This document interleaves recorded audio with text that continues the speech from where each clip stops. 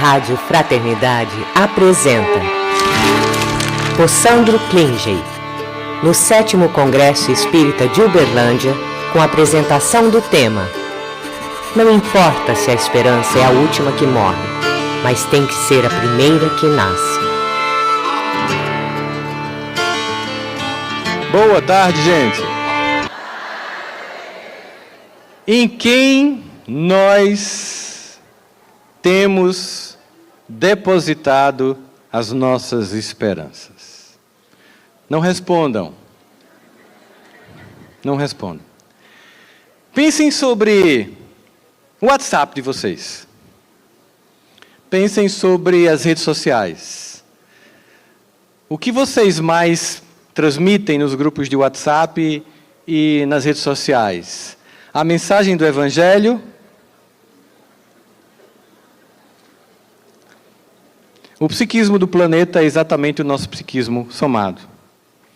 Na verdade, nós sabemos que nós só conseguimos experimentar a esperança quando nós entendemos que ela não está encontrada no mundo materialmente que nos é oferecido, que é encantador, que é incrível, que é fantástico. Inegavelmente bonito. Deus nos deu um planeta lindo para a gente morar. É lindo você ver um pôr do sol. É lindo demais você ver uma lua nascendo. Você vê uma cachoeira. É um planeta lindo. É tudo tão bonito. No entanto, nós temos visto várias pessoas do mundo todo que têm o que nós reputamos como o clássico de um mundo feliz, assim. São pessoas ricas, são pessoas bem-sucedidas, são pessoas com muita fama e que muitos têm ido às redes sociais dizer que estão doentes, que estão se afastando por depressão. E aí você fica pensando, me estão contando alguma mentira. Porque dizem que a esperança nesse mundo é você ir lá para o outro lado do arco-íris e encontrar o pote encantado de coisas. E aí tem um monte de gente que consegue isso e chega para mim e diz, olha, eu vim, cheguei, venci, estou aqui do outro lado e não estou bem.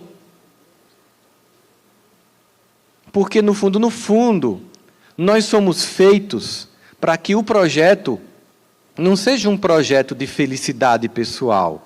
Não que nós não possamos buscá-la, não que nós não devamos buscá-la, mas nosso projeto é um projeto de felicidade coletiva. De fato, é muito bom quando todos podem comemorar e não alguns. Mas no mundo como ele está, a gente tem a vitória de alguns apenas. Mas eu quero falar de esperança no sentido de fazer uma outra pergunta para vocês. Vocês acreditam que a maior parte da humanidade é ruim ou é boa? Muito bem. Mas por que a gente dá tanto ibope à parte ruim da humanidade? Por que a gente dá tanta ênfase a isso? Bom, e é sobre isso que eu queria falar com vocês, porque assim, não é uma coisa que é culpa minha e sua. Nós fomos construindo uma sociedade que começou a dar muita ênfase aos aspectos desfuncionais coletivos. E esqueceu dos aspectos funcionais. Vocês sabem, por exemplo, quando foi em 1970, o campo da psicologia fez uma pergunta. Você chega para o manual de psiquiatria deste tamanho, quase 700 transtornos psicológicos. De Freud para cá, um monte de gente estudando, depressão, angústia, ansiedade, medo, transtornos de todas as ordens, fobias de todas as ordens. E alguém chegou e fez assim, será que tem um manual? Se esse é um manual de como a gente dá errado.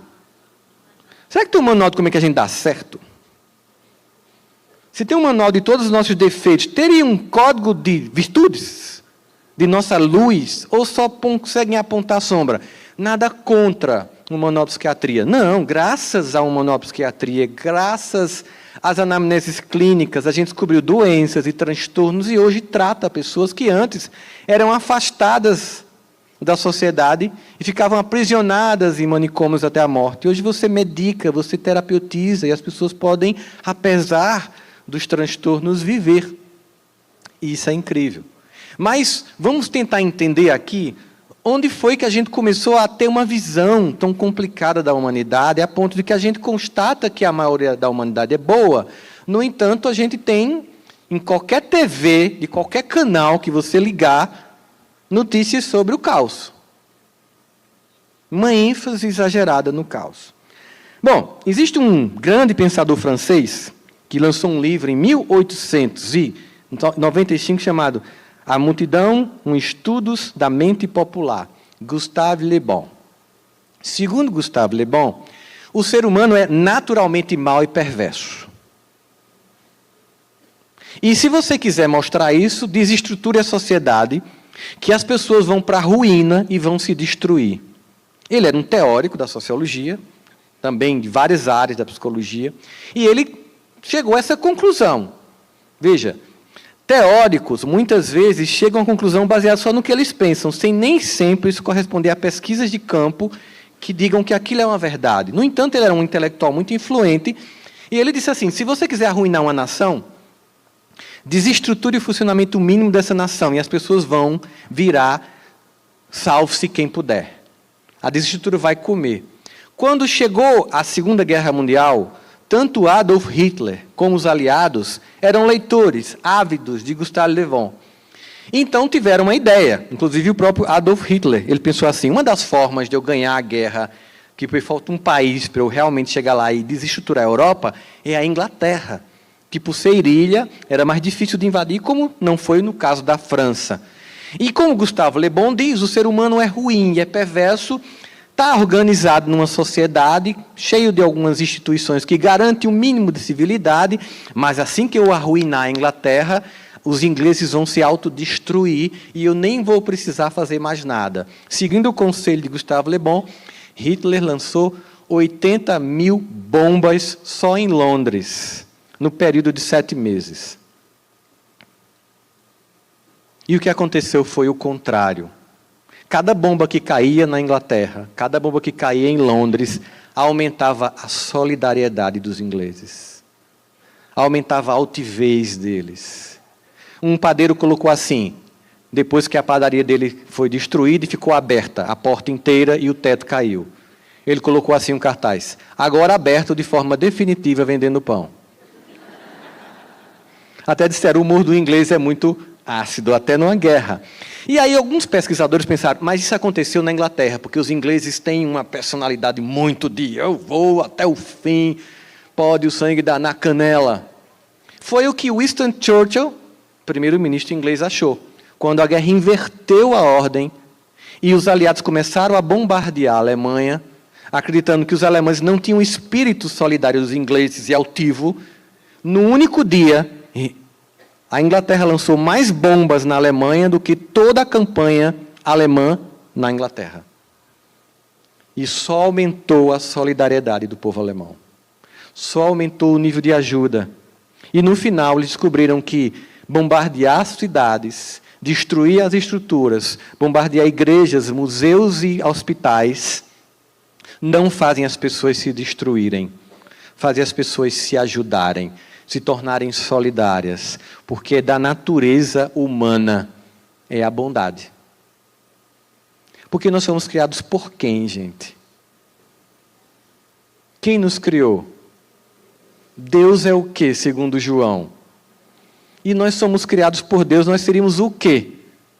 Uma aberração genética espiritual? Criados por Deus para ser perversos? Não é que não existam contextos, claro, ninguém aqui é inocente, em que nós vemos a perversidade tomar conta da raça humana. Mas é tão forte essa ideia de que o ser humano é perverso, que se você começar a falar o contrário, dizem que você é um alienado. Existe uma campanha mundial contra a ideia de que o ser humano é bom. Existe uma sensação de que, como eu não posso dizer que a civilização funcionou? Não pode dizer que a civilização tornou o ser humano melhor. Quando a gente olha, o ser humano ele é tão vocacionado para a bondade que você vê como é fácil enganar pessoas.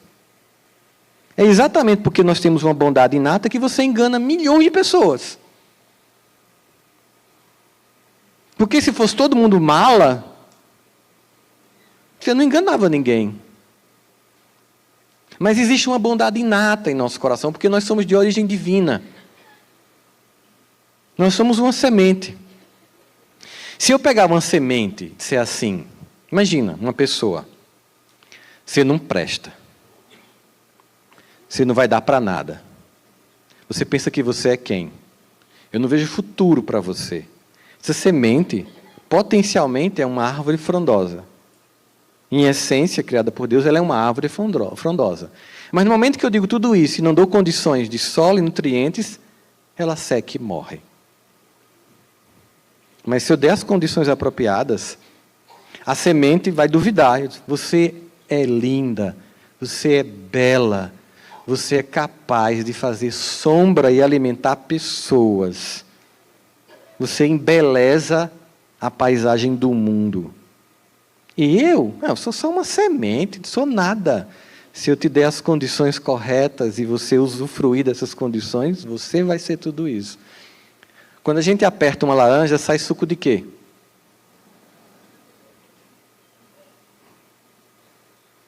Esse é o movimento. Quando a gente vai construindo isso, a gente vai percebendo que foi se montando uma estratégia para olhar para a humanidade com um sentimento de profunda desesperança. Para muitas pessoas é interessante dizer, o projeto humano está perdido. É melhor Deus acabar com o mundo.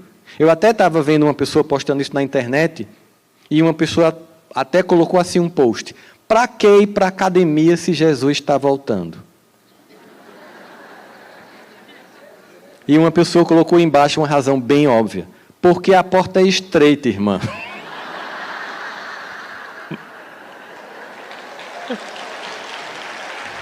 Aí tem que passar meio de lado. Mas você fica pensando, por que as pessoas preferem dizer que o mundo não presta? Vai, volta logo Jesus, dá. Toda vez que as pessoas escutam uma notícia ruim, elas, tá vendo? O mundo está perdido. Mas veja como a contabilidade é infantil. Veja como ela é equivocada e ela não é lúcida. Vamos imaginar, a gente está aqui hoje em Uberlândia, vamos imaginar que um filho que está cuidando de uma mãe idosa, perdeu a paciência e empurrou a mãe. Os irmãos colocaram câmeras na casa, as câmeras capturaram, alguém pega aquela imagem, joga na internet, aquilo começa a rodar de WhatsApp em WhatsApp, a gente recebe aquilo e diz, está vendo, a humanidade está perdida. Imediatamente aquilo vai parar nas redes de televisão, filho em Uberlândia agride a mãe idosa, joga num sofá e quase que ela fica machucada. Aí você vai ter programas de TV, pessoas discutindo, por que alguém faz isso com a mãe? Aí nós, psicólogos, vamos chegar lá, não, por que uma pessoa faz isso com a mãe, a relação, sabe, o vínculo afetivo não foi muito bem construído e tal, e casa justificativa. E a gente esqueceu uma coisa bem simples, que nessa mesma noite que um filho empurrou a mãe num sofá em Uberlândia, centenas, se não milhares de filhos e filhas em Uberlândia, à noite foram cuidar dos pais idosos. Foram trocar fraldas. Foram passar óleo de girassol para não dar escara. Foram se revezar para dormir. Foram comprar fraldas geriátricas.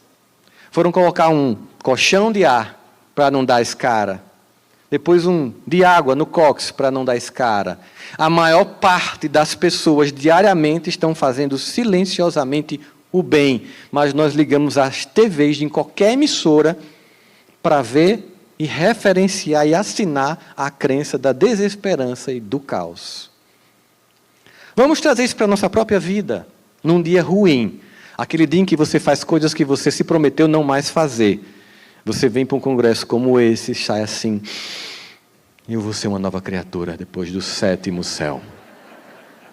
Aí o mentor faz, eu já tive aí, não é tão simples. Os condicionamentos psicológicos, Ana, são bem fortes. Eles não são aí do dia para a noite. Mas tudo bem, a gente está na fé com você. Aí você sai, aquela coisa esperançosa. Aí quem veio de fora vai para a fila do embarque no aeroporto. Aí já começa a sentir a humanidade. A pessoa passa na minha frente. Lembra do céu? Passa, irmã, passa. Mas vamos supor que naquele dia você tratou mal a pessoa que estava te embarcando no avião. O resto do voo você estava lá, estava lendo, fez uma prece, agradeceu por ter vindo, pelos encontros, pelas pessoas que você encontrou, por esse momento de harmonia. Aí quando você chega em casa, poxa, eu maltratei a moça do avião. Aí você, infantilmente, no seu processo completamente equivocado de reforma íntima, quer fazer uma demolição íntima. E não uma reforma. Eu não presto.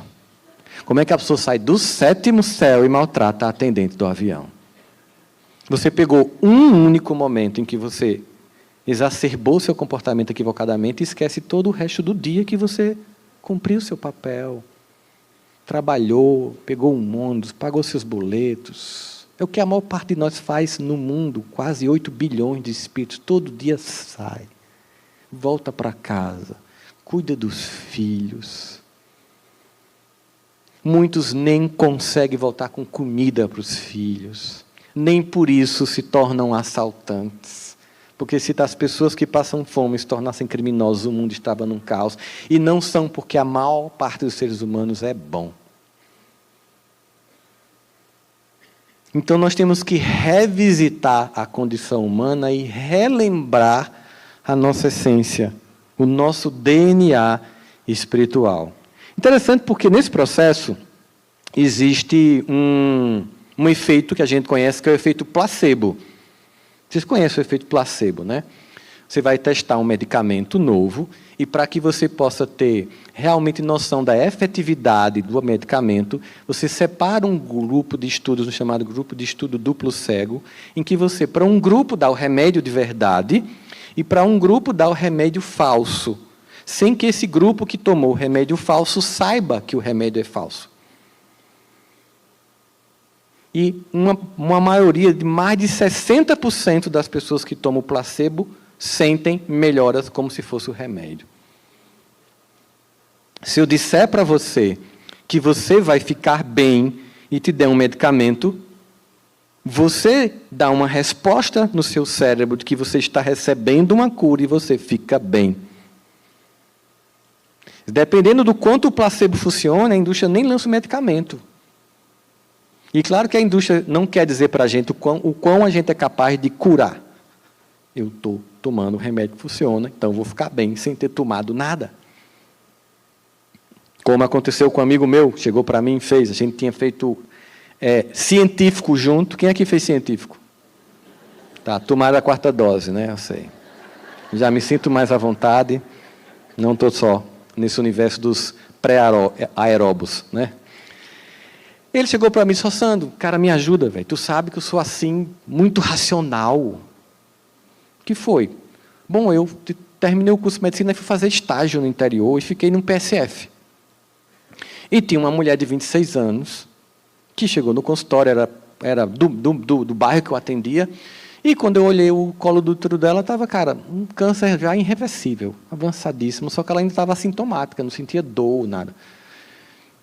E aí eu fiquei chocado, espantado, e aí eu fiquei, de todo modo, recém-formado, muito duvidoso do que tinha acontecido, e eu pedi para ela voltar no outro dia, porque eu quis levar o caso para o meu professor, discutir com alguns colegas, porque eu ia dar uma notícia muito difícil para ela.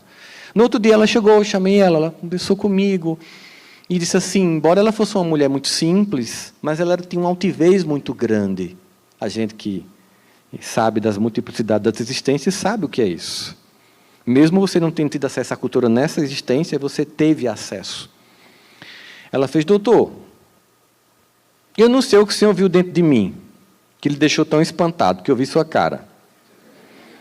E o senhor toda vez diz o que a gente tem na hora, ele levou um dia para dizer para mim. Mas antes do senhor dizer o que eu tenho, eu quero dizer minha história. Pois não.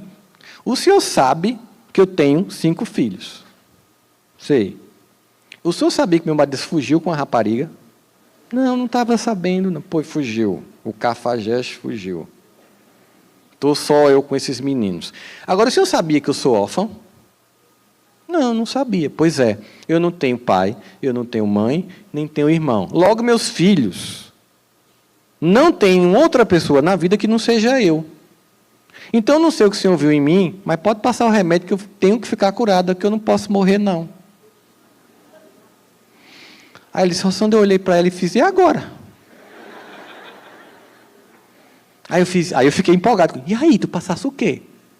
Eu passei medicamento para dor.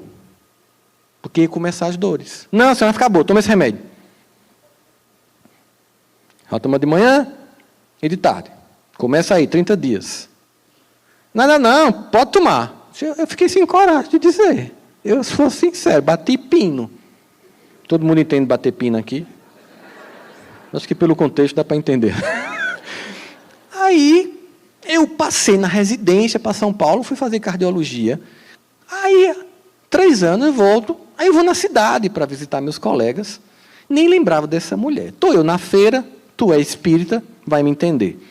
Estou eu na feira, conversando com a galera da cidade, aí eu vejo a mulher na feira. Eu disse, meu Deus, espírito existe mesmo. Bem que Roçando fala. E aí eu comecei a ficar com medo, porque a mulher olhando para mim, vindo na minha direção, meu Deus, ela está vindo na minha direção. Eu acho que ela veio cobrar, que eu não falei que ela ia morrer.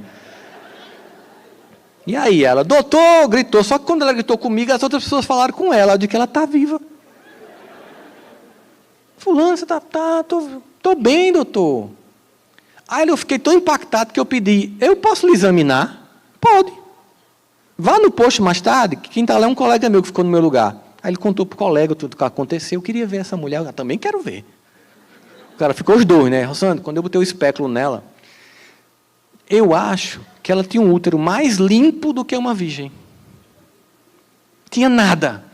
Eu fiquei chocado. E eu tinha mostrado o caso dela a outras pessoas. Eu não apenas contei, eu mostrei a outros profissionais. Aí eu perguntei o que ela fez. Doutor, não tive dinheiro para comprar o seu remédio, não. Mas eu vi que era para tomar de manhã e de tarde. Aí eu peguei o papel, picotei em 30 pedaços. Rezava uma Ave Maria, tomava. Rezava outra Ave Maria, tomava. Terminou os 30 dias, eu estava sem sentindo bem, parei. Efeito placebo. É esperança. Esperança, gente, é quando você está num dia difícil de dor e que você não consegue ver resposta na vida e lembra, isso passará. Esperança é fé. É fé. É você ver um filho atolado no crack e você, eu não consigo como ser humano fazer mais nada. Mas eu, como pai, como mãe, tenho o poder de rezar, de fazer prece, de orar e pedir para o Pai maior dele que resgate meu filho. Eu não consigo mais ver que o diagnóstico tem alguma coisa positiva, mas Deus, Ele espera que eu peça esperança. Lembro de um amigo que teve um câncer muito grande, me contando em Recife essa história, veio aqui para Chico, em Uberaba. Chico, eu vim me despedir. Meu câncer está num estado muito avançado. E, bem, a gente tem que ter resignação. Não, meu filho, não. Você pediu a Deus para lhe curar? Não, procure Deus não. Você pediu a Deus para lhe curar?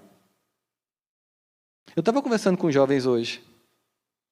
Eu perguntei para eles, vocês conversam com Deus? A maior parte disse, não. Disse, por quê? Porque vocês acham que Deus está distante? Muito sério, sim. Ou que você não merece falar com Deus? Sim. E a relação distante com Deus, né? Sem estar próximo. E a esperança é nele.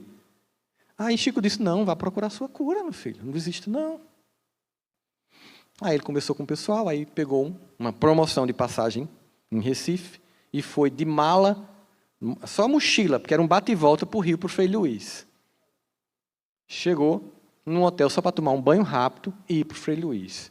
Como ele estava já há muito tempo tomando quimioterapia, quando ele saiu na calçada do hotel, ele teve disenteria. E começou a descer na calça. Ele olhou para o céu e fez, Deus, eu preciso de sua ajuda. Mas tem que ser objetiva.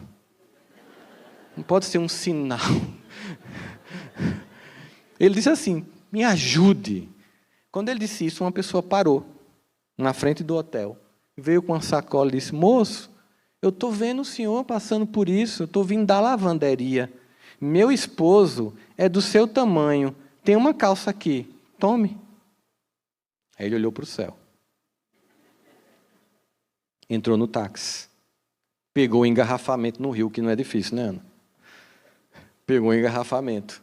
Aí viu que não ia chegar no Frei Luís, porque tem ficha, E começou a dizer, meu Deus, eu não vou conseguir chegar a tempo ao táxi. O senhor está indo para onde? Estou indo para o Frei Luís. Eu conheço um atalho. Pegou o táxi certo. Chegou no Frei Luís. A última ficha tinha acabado de ser entregue para uma mulher. Ele fez, mas Deus, você arrumou uma calça. Você arrumou um táxi. E no fim, eu chegar aqui, não tem a ficha. Aí uma pessoa liga. Oi, que foi? Não, mas não posso não, estou aqui no Frei Luís, peguei minha ficha. Ah. Ai, meu Deus do céu. Tá bom, estou indo. É o jeito. Moço, eu vou ter que ir surgir uma emergência lá em casa, tome minha ficha. Ele pegou a ficha. Entrou para tomar passe. Deitado na maca. Luzinha azul. O mentor, em silêncio, fez. Boa tarde, meu filho. Gostou da objetividade de Deus?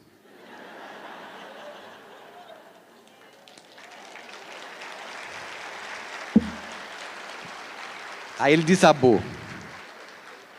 Ele desabou em choro. Aí ele disse assim, meu filho, e se eu lhe disser que o que Deus moveu para você chegar aqui foi tão extraordinário que nem nós temos condição de dizer? Aí você lembra esperança. Mas vós que sois humanos e falhos, se um filho teu pedir pão, você não dá pedra? Imagina o vosso Deus que está no céu. Por que você não pede? Você acha que você não merece? Que você é um espírito inevoluído, atrasado, que não tem condição moral de conversar com seu pai. Pensa sobre isso. Você está com febre em casa, febre alta.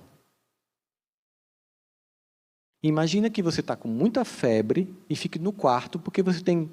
Não vou pedir à minha mãe e meu pai uma dipirona, porque eu sou um espírito inevoluído. Você acha que faz sentido você estar em casa com febre e não pedir ao seu pai, à sua mãe, mãe, vem cá, bota o termômetro, acho que eu estou com febre. E se for homem, já fica chorando, né? Mãe, total. A gente é fraco nessa hora, tal. Não só nessa hora, mas diz, faz de conta que é só nessa hora. Aí a minha esposa, eu acho que é febre. Ô, amor, bota um remédio, uma dipirona, fica aqui comigo. E a pessoa cuida com você, a pessoa, ela lhe vela. Ela vela você, que antigamente era acender uma vela. Ela fica cuidando de você. Quando a gente é pequeno, né? A mãe fica lá, o pai, até a febre baixar. Se a gente, que é humano, faz isso, imagina Deus. É o quê? Medo de ter um contato com seu pai, achar que não merece? Você não entendeu o evangelho ainda, né? Não posso pedir porque eu não mereço. Mas a gente acredita que a humanidade é de desesperança. O efeito placebo tem um irmão chamado efeito nocebo, que é o contrário do efeito placebo. É eu dizer assim, Rubens, tu está tão pálido. Eita, Rossandro. Eita, Divina, vem cá. Estou pálido. Eu acho que eu estou tendo um AVC. Rossandro disse que eu estou pálido. Entende? O efeito placebo é eu dizer você está bem. O efeito nocebo é eu dizer você está mal. A gente dá uma ênfase ao efeito nocebo muito grande.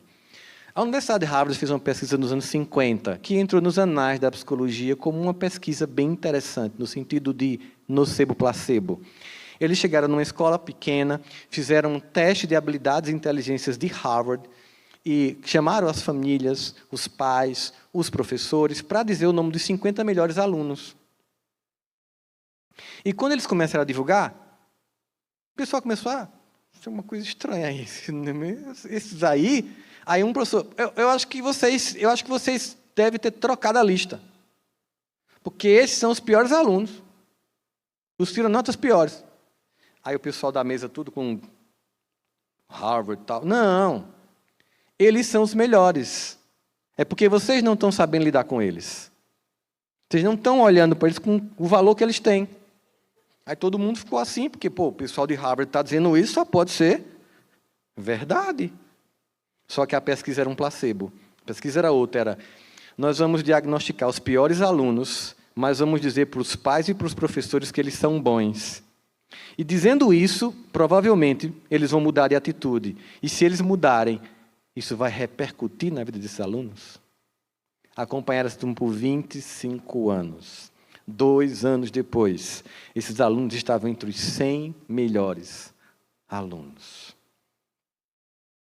Porque um dia, alguém chegou e disse, não olhe para essa pessoa como se ela fosse incapaz. Olhe para essa pessoa com esperança.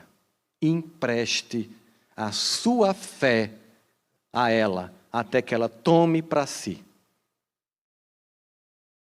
É o quanto nós influenciamos o outro. Deus te abençoe. Sabe o poder disso? O poder de abençoar, de acreditar na pessoa, de olhar para ela. Todo mundo dizia para minha mãe, ele não vai dar para nada. Déficit de atenção, hiperatividade, não é porque não tinha diagnóstico, nem Ritalina, nem Venvance. A família dizia, isso aí não termina a 5ª série não, Adelma. E minha mãe, termina, né, filho? Né, amor? Claro, mãe. Era um misto de ameaça com esperança. As duas forças me ajudaram a continuar. Mas eu duvidava de mim, menos ela. Não, meu filho. Você não se conhece ainda. Você não sabe ainda o que você veio fazer. Então, esperança. Um grande escritor lançou um livro. Aliás, esse tema é o tema do livro que eu lancei com Cortella agora, esse ano, que é As 4 Estações da Alma, da Angústia e a Esperança. E a gente estava em São Paulo e ele disse assim, na verdade, quando você olha a esperança, nesse mundo no qual nos encontramos, pensamos que os ciclos da vida nos oferecem oportunidades sempre importantes de nos refazermos como indivíduos. E eu imito ele na frente dele. E, na verdade, quando a gente observa isso, a gente observa o quanto as pessoas querem acreditar no contrário. Um grande escritor chamado William Golding lançou um livro, inclusive ganhou, por causa desse livro, o Nobel de Literatura, em 1981. Esse livro vendeu milhões de cópias, foi traduzido para mais de 30 idiomas, ganhou o Nobel, que retratava a história fictícia de jovens ingleses que se perdiam numa ilha deserta para saber como o ser humano ficaria. Na concepção dele, ele dizia o seguinte, mesmo se partirmos de um novo começo, nossa natureza nos compele a estragar tudo. O homem produz o mal como a abelha produz o mel. Textos do livro. Por quê? Ele cria uma história fictícia, inclusive dizem que ele é o pai dos reality shows, Big Brother. Porque era assim, 6 adolescentes se perdem e ficam numa ilha. Sobreviveriam ou se matariam? Nessa ficção, eles começam a fazer tudo que dá na telha, e só brincar, e só farrar, e termina que morre, só sobra 2. Esse livro virou um best-seller e reforçou a ideia de que a humanidade é falida, que se você não tiver condições, o pessoal só vai se estragar tudo. Até que um sueco pensou, será que é isso mesmo? E começou a fazer várias pesquisas. Até que ele encontrou um caso semelhante, só que real. 7 crianças da Nova Zelândia se perderam numa ilha. E passaram 1 ano e 3 meses desaparecidos. E um capitão encontrou. Em 1960, esse capitão encontrou esse grupo. Aliás, em 67. E aí, quando eles encontraram essas crianças, que eram entre 8 a 14 anos, todos tinham sobrevivido. Diante do evento de estarem sós, eles criaram uma rígida hierarquia de organização e de solidariedade, em que todo dia um ficava lá cuidando da fogueira que tinha que se manter aceso o tempo inteiro, durante todos esses 1 ano e 3 meses, para que um navio, que foi esse que viu, pegasse essas crianças. Tinha hora para chegar lá, eles tinham hora para comer, para se divertir, para cobrir a cabana. O que aconteceu foi o que aconteceu quando Londres foi bombardeada e quando a Alemanha também. Diante da escassez, as pessoas se juntam para sobreviver, porque nós somos essencialmente bons e solidários. Nós somos tão feitos para sermos gregários que nós somos o único animal do mundo que tem área do olho branca. Sabe para quê? Para a gente observar para onde o outro está olhando. E fazer medição social. Inteligência social. Nós somos o único que não tem isso aqui muito protuberante, com isso aqui um colado no outro, para a gente ver expressão tipo que a gente reproduz nos emojis do WhatsApp. Aquele o grito de mundo. Quando alguém manda um negócio para vocês, bota, não acredito. Entende? Nós somos feitos para socializar. Nós somos o resultado de uma sociedade que venceu porque se uniu, a ponto de botar o homem na Lua. Daqui a pouco em Marte. Inteligência artificial, IA. Ameaças? Sim. Esperanças? Também. Está desperto para entender que tem ameaças, porque tem gente que é ruim mesmo, tem pessoas que são atrasadas, mas o coletivo humano não é. Um antropólogo americano chamado Margaret Mead estava dando uma palestra falando sobre arqueologia e antropologia. Um aluno levantou a mão no final, na abertura de perguntas e respostas. Professora Margaret Mead, que achado vocês encontraram que identifica que o ser humano começou a civilização naquele momento? Como se foi um tacape, foi um arco, uma flecha, uma panela, algum utensílio tecnológico criado pelo ser humano? Não, foi um osso do fêmur cicatrizado, o osso da coxa. Aí o cara, como assim isso é o símbolo de civilização? Antes disso, os seres humanos eram animalescos. Quando um era ferido, os outros corriam e deixavam aquele lá como boi de piranha. Pega ele que a gente salva o bando. Em algum momento da história humana, e claro que a gente sabe que esse elo perdido não vão achar porque foi feito do outro lado, né? Em algum momento da história humana, um ser humano estava correndo e caiu e quebrou o fêmur.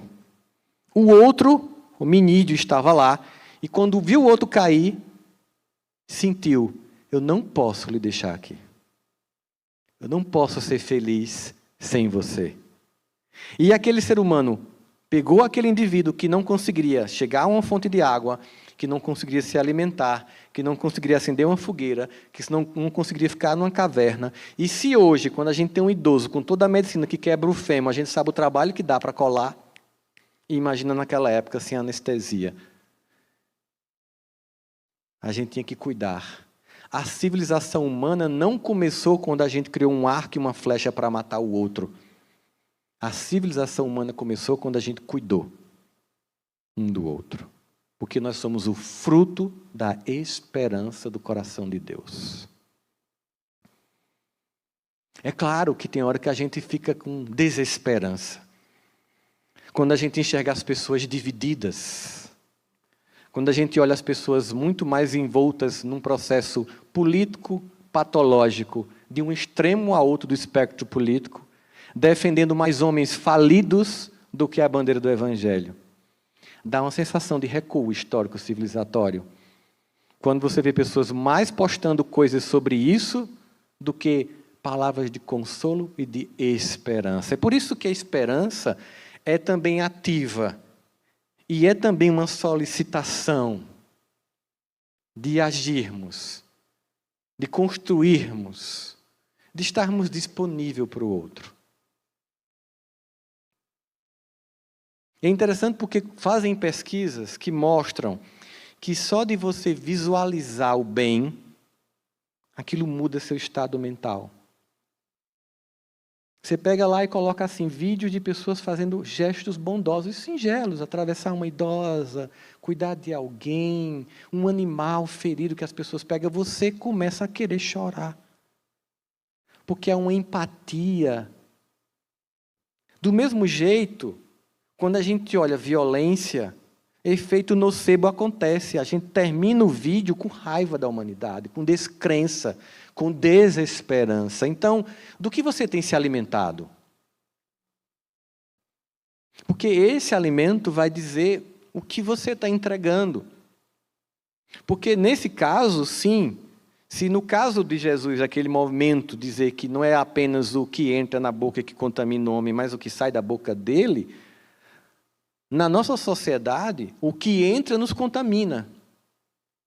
O que eu escolho visualizar como sintoma da humanidade e da desesperança. Porque quando Jesus chega, ele chama para um convite de entender assim, sabe? Né, a gente estava falando, né, Fábio, na entrevista.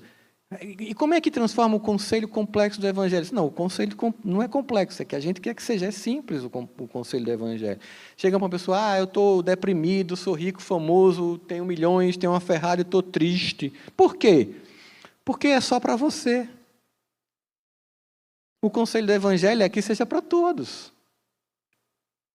É que você compartilhe, nada contra você ter sua vitória pessoal, alcançar seus resultados, mas quando é só você, é pobre. Quando você se movimenta para que aquilo seja compartilhado pelos outros, aquilo te enriquece. Inclusive, quando eu te dou uma coisa e você me dá outra, a gente saiu cada um com uma coisa. Quando a gente troca afetos e ideias, os dois saíram enriquecidos. É um processo. Você olha e pensa assim, mas aí há quem chegue e diga, não, mas entenda, peraí, calma, você tem que olhar que no Evangelho o Filho de Deus é só quem, né, Lahá? Para alguns religiosos, Filho de Deus não, o resto é criatura, Filho de Deus é só quando você aceita tal crença. Nessa condição, a parábola do bom samaritano é desprovida de princípio total e de sentido. Porque é justamente a provocação de Jesus, não. Aquele que crê diferente é tão filho de Deus quanto você.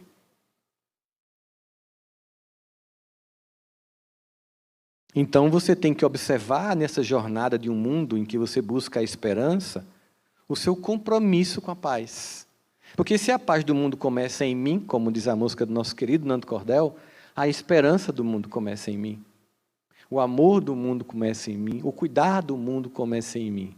Mas é claro, a gente pode simplificar projetando toda a nossa sombra psíquica, que é uma coisa que a gente faz tanto do ponto de vista individual, que é uma estratégia que a gente chama, na psicanálise, por exemplo, de projeção psicológica. Você vê no outro um problema que é seu, para que o seu ego não tenha que lidar com ele.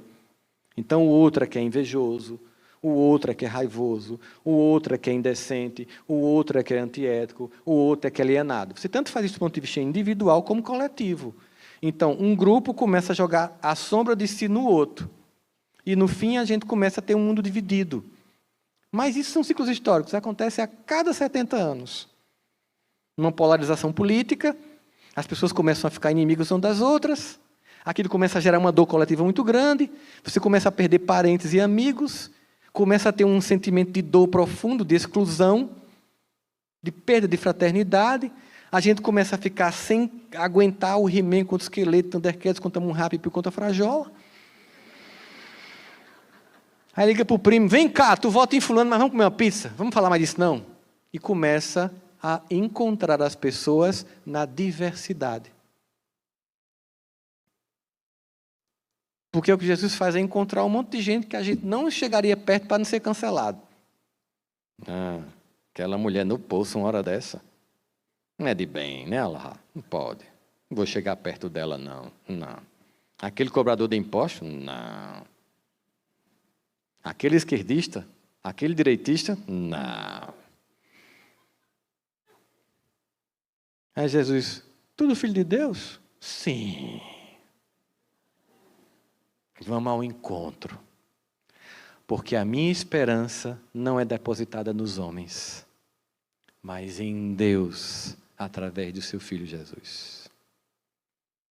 Quando eu estou preocupado com o mundo, eu não vou estudar geopolítica, eu abro o Evangelho. Quando eu estou preocupado com a minha vida, não é somente psicologia que eu leio, eu sobretudo leio o Evangelho de Jesus. Quando eu quero entender o que está acontecendo com a minha alma, eu vou ler os Salmos. Oh alma, por que estás triste? Por que te abates? E geralmente é porque a minha esperança foi depositada fora e não em Deus. A nossa esperança é a boa nova do Evangelho, a presença própria do Cristo, como a manifestação mais bela do amor de Deus em nossas vidas. Quando nós erguemos a verdadeira bandeira de nossas existências, que é Jesus, a gente não se decepciona com as transitoriedades históricas e culturais e ideológicas passageiras e secundárias ante um plano espiritual infinitamente maior e superior. Nós nos focamos no que é eterno, porque tudo passa, menos a palavra de Deus. Só que a esperança exige um convite para nós, tanto que a gente percebe que Francisco de Assis ele solicita isso. Ele solicita, ele diz assim, eu tenho esperança, mas eu quero ser esperança e eu quero que Deus me use como instrumento dessa esperança.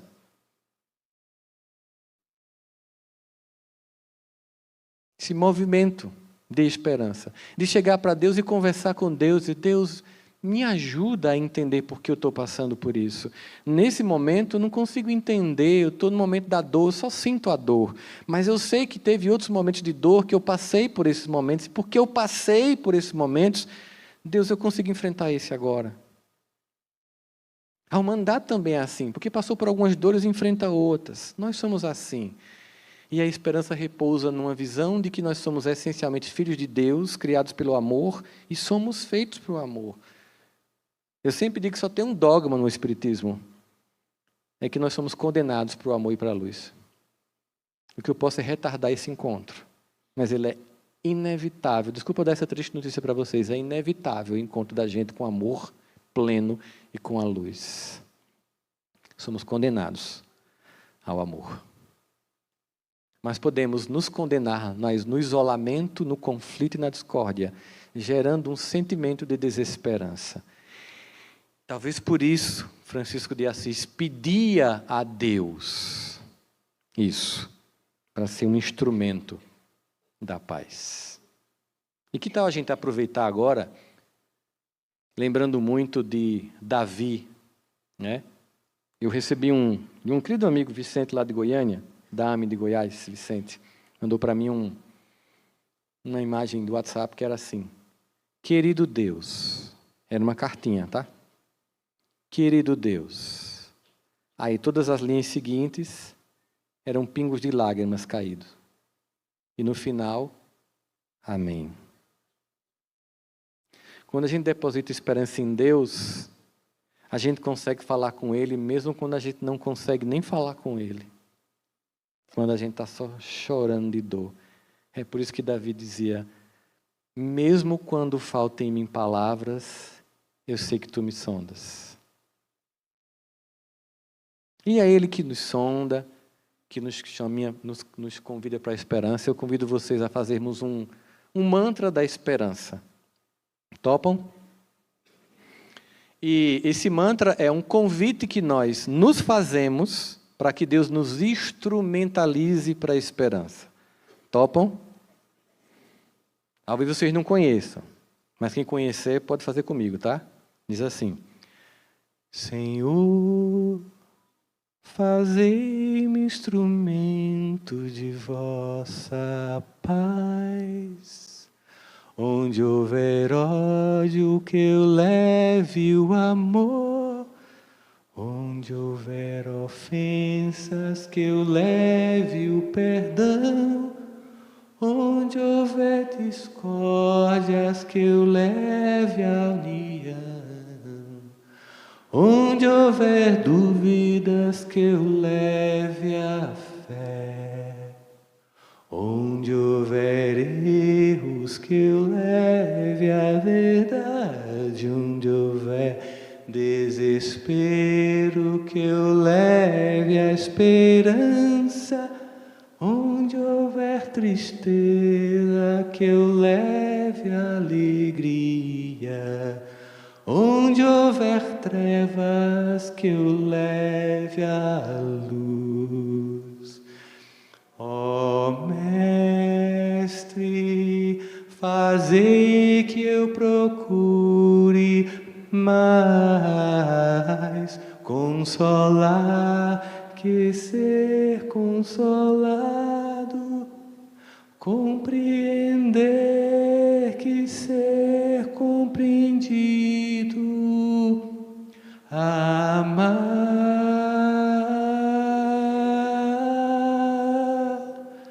pois é dando que se recebe, é perdoando que se é perdoado, e é morrendo que se vive para a vida eterna. E quando tiver um dia difícil, chorando, sem nem conseguir fazer uma prece, apenas lembra que Deus te sonda. E quando tudo que está ao teu redor parece não responder a tudo que você pede, lembra que passa. E que a nossa esperança reside em Jesus. Muita paz, meus irmãos.